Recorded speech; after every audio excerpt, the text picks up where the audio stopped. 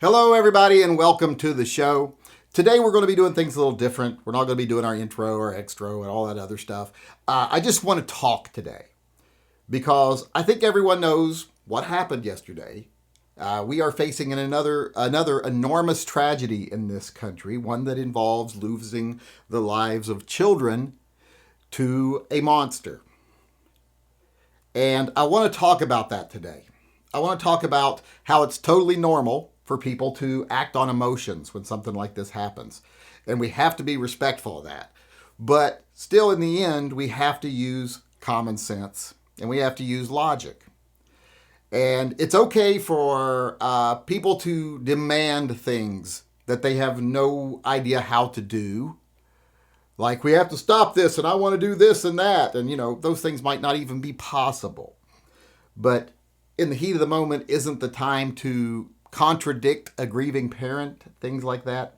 So we don't need to be making videos immediately defending guns and gun rights and immediately attacking the things the parents say or the people on the scene say. What we need to do is stand back and let emotions run their course and then, like I said, apply logic and reason. And one group of people that we do not have to tolerate, though, that tend to love these type of situations and love to get on their soapbox and start preaching immediately is politicians.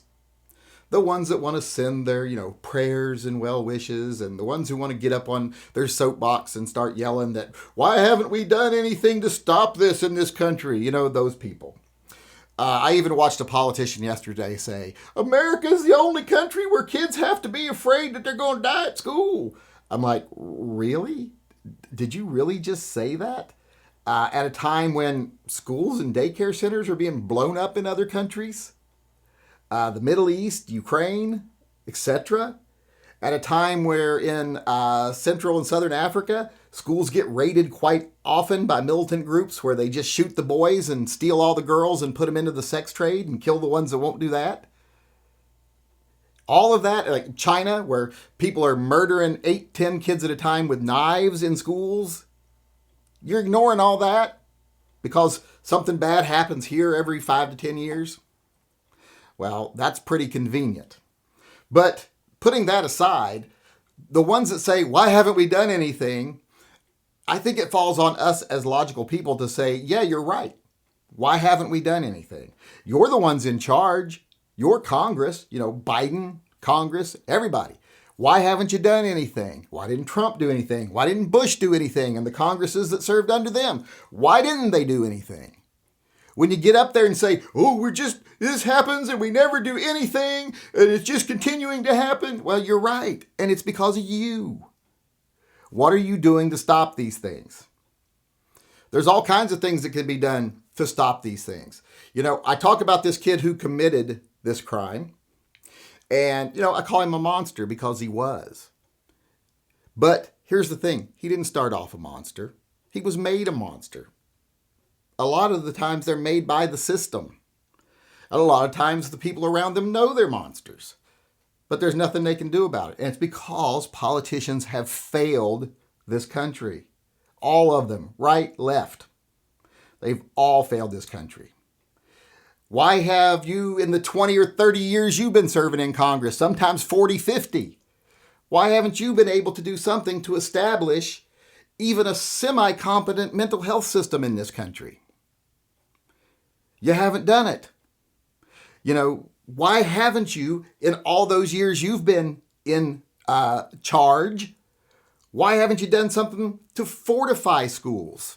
And don't come at me with that lame-ass bullshit. Oh, if you fortify schools, you'll just turn the children into psychologically damaged prisoners. That's fucking bullshit. There's no evidence to that whatsoever. And plus, that would require you to do it in the worst and most wrong way possible. You do it in a way that makes them feel safe. I don't know about you, but I've never felt unsafe because I go into a building and they have metal detectors and they have guards at the door. I'm like, well, it better be very safe. It's going to be pretty safe in there, so that's bullshit. Don't even come at me with that. If you want to come at me with that, you better be willing to come into my live chat and talk about it because otherwise you're just a know-it-all piece of shit. Like I said, why haven't they secured schools? They have no problem spending lots of money building new prisons that nobody can get in or out of, because those make money. And those make money for the people that pay for their election campaigns.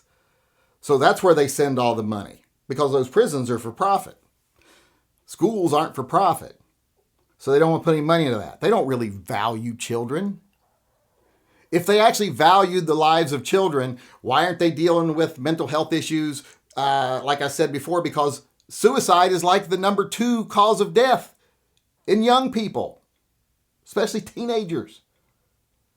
So if they actually cared about the lives of young people, children, they'd do something about that first, because the number of kids that die at their own hand dwarfs the number of kids that are killed in mass shootings or any other type of homicide. They honestly don't care about the kids. They care about grandstanding and blaming the other side, etc. So we need to keep, like I said, start holding them accountable. Why haven't you done these things? And why haven't you developed a school system that not only makes the kids feel safe from the outside, like this is school time. You're in here. This is for school. So you get to concentrate 100% on school. Nothing outside can even get in here. Why don't they do that? And why don't they create a safe environment inside the schools? One of the reasons a lot of these kids become the monsters they are is because of the schools they attend and how they're run. They're bullied mercilessly. This kid was bullied mercilessly. He had a speech impediment. He had an abusive, drug-addicted mother. He had all the signs of someone who was going to go down the wrong road, and no one did anything about it. He even cut himself with knives. No one did anything about it. Police didn't intervene. Police have been there many times to his house, saw the conditions he was living in, saw what his mother was like, heard that he was being bullied at school, and didn't do anything. Because government doesn't care. And in this case, I'm not even blaming the cops, because here's the thing. If you're a police officer and you go to one of these situations where the kid is obviously someone who's bullied at school, their parents are either just neglectful, absentee, or abusive, what can you do? It's hell to get a child removed from a home. It's very difficult, as it should be, but it is very difficult. And if you're worried about the child himself, or you're like saying, oh, this guy is presenting symptoms of mental illness. Not necessarily like, they have a condition, just that they've been damaged by their environment. What are you going to do? You can take them in maybe for a 72-hour hold. You might get your sergeant to agree to that. Probably not. And then if you do, all they're going to do is ship him to some podunk hospital somewhere in the middle of nowhere that just does it to take the cash from the county and doesn't really offer them any care, because there is no standardized, funded care for mental health in this country.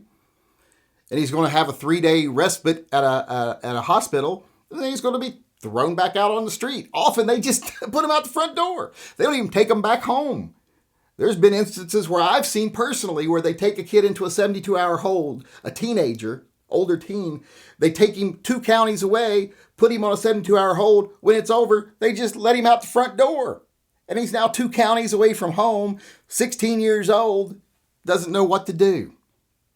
The system is non-existent. It's not broken. It's not there.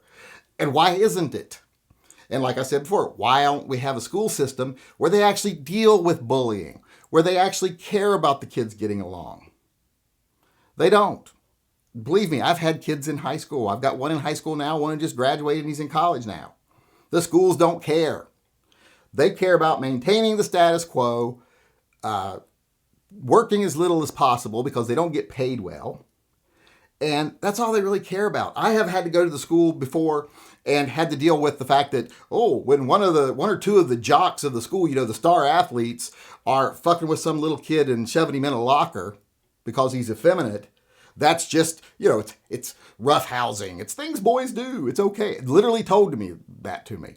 But when my son, who befriended the little guy, decided to yank a knot in a couple of their tails and shove the main guy into a locker, that was assault, and my kid was going to be expelled. Luckily, I had a lawyer, good lawyer at the time, who took care of that, and actually threatened to get the principal fired because of the double standard. But they don't really care. These people in the schools don't care. There's very seldom a mental health person on staff. I went to one of my son's schools and they supposedly have a mental health counselor. I asked her, what her job qualifications were when I went and actually talked to her one time. She doesn't even have a bachelor's in psychology. She's got a social work degree. That's not psychology. That's not mental health care. That's knowing who to call when you need a temporary bed, or knowing who to call when you need to try to get someone a job, or knowing who to call when you need to get clothes for someone. That is not mental health. Social workers are cheap. That's why they like social workers, because they make next to nothing. They're basically angels, but there's very little they can do.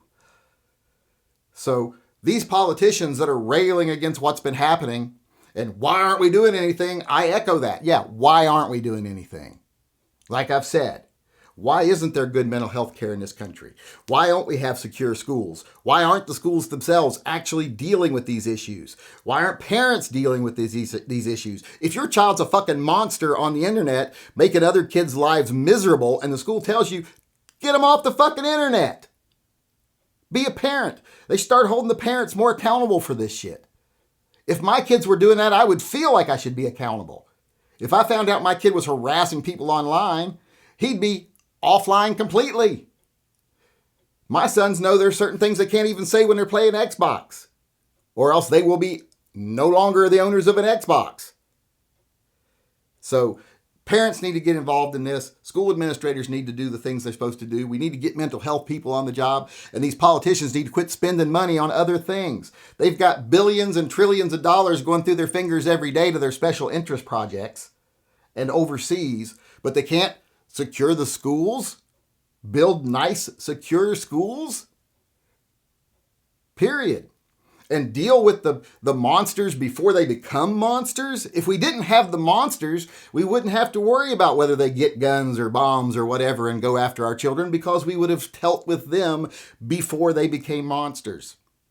We would have a system that is there to prevent them from going down that road, to offer them the care and support and make them feel like people that they need earlier in life. And for the ones who just are broken, because there are some just broken fucking people, we would have a prison system that was dedicated to keeping broken people off the street instead of making lots of money by keeping low-level drug offenders, etc. off the street, so that big fat cats can line their pockets. Those are the things that have been wrong in this country for the last 30, 40 years, since Reagan gutted the mental health system. We need to do something about that. And you want to stand up there on your soapbox and be like, why haven't we done something? Yeah, why haven't you done something? You're the ones with the power. Do something. Don't just scapegoat each other. Don't promote political agendas. Don't go after pet projects like guns and stuff like that. Actually do something. And if you don't, fucking resign. And I'm not saying it's left or right to blame. It's both sides. Neither side wants to spend a dime on healthcare because there's no big profit for it. And, when they spend money to promote businesses that there's a big profit, they get a portion of that for their election campaigns and their slush funds. So they don't bother with mental health because there's no money in it.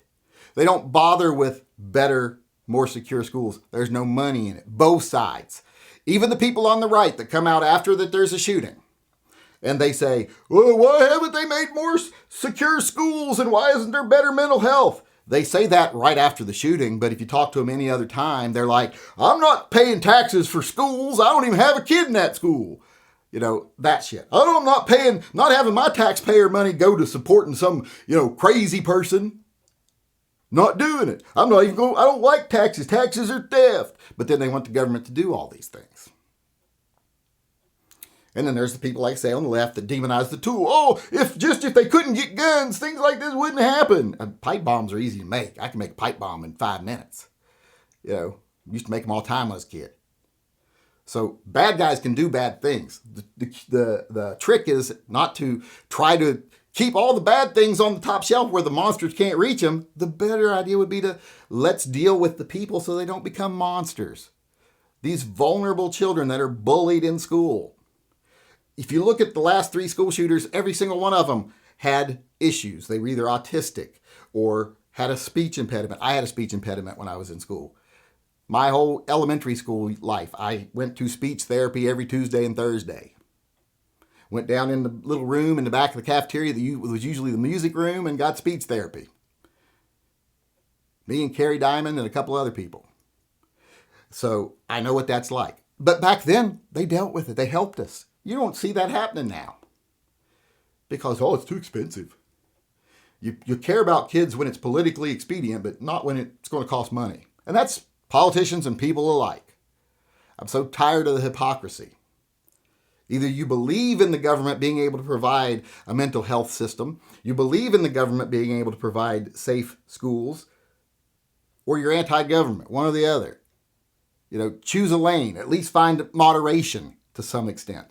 I don't have any problem whatsoever with saying this government needs to start using our tax money for the things that matter, like helping our kids and helping mental health and building safer schools and trying to prevent crime by trying to reduce the number of people who want to commit crimes, by providing better opportunities, education and employment, etc. That's what we need to be seeing happen.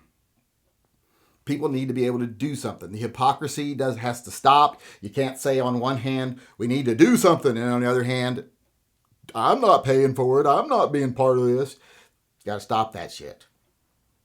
And I've completely lost my train of thought here, but I think I've made my point.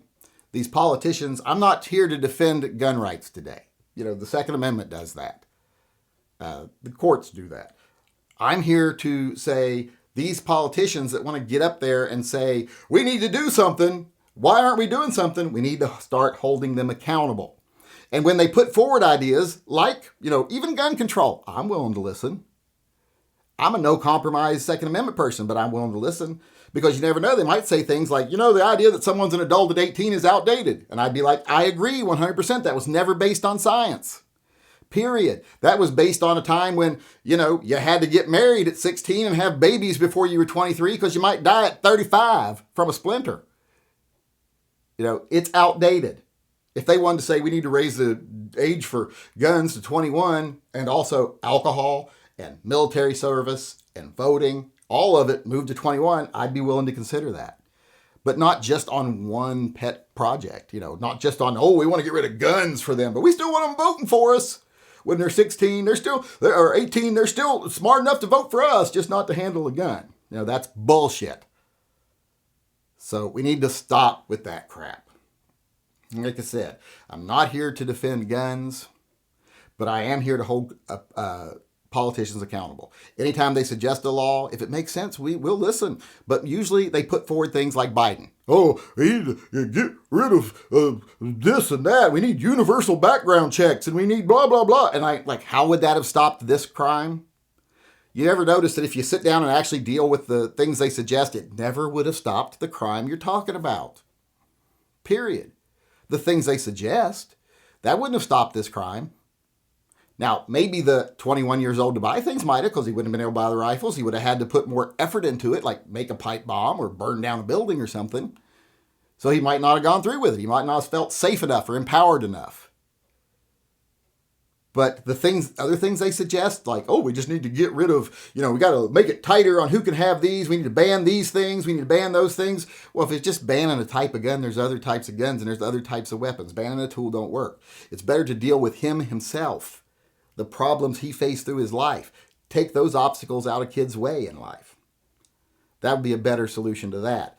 And like I said, if they do decide they want to try to promote gun control, you have to sit down and say, okay, show me where that would have stopped this crime without violating the rights of thousands of other people, tens of thousands of other people, and how it wouldn't cost us tens of thousands of lives from people who use their firearms responsibly for self-defense, etc. Because we know every year there's hundreds of thousands of self-defenses with a firearm. So you have to bet, are those lives worthless simply because a small number of lives over here matter more? No. Every time one of those are used, quite often they're defending a child. People usually have children. So, which is it? Is it children actually matter, lives actually matter, or is it political projects matter? Political ideals matter. Because, like I said, and I know I'm rambling, and I just keep rambling about a different topic every time here, and I've gone way over time. So I'm going to end it here. Like I said, I'm just sick of the politicians and the people on the left or the right saying, why aren't we doing something? But then when it's calm times, they do nothing. The problems are still there, but they don't deal with them because it's not profitable. It costs money. It's not easy. It's hard. And for some reason, people in this country anymore, they don't want to do anything that's hard.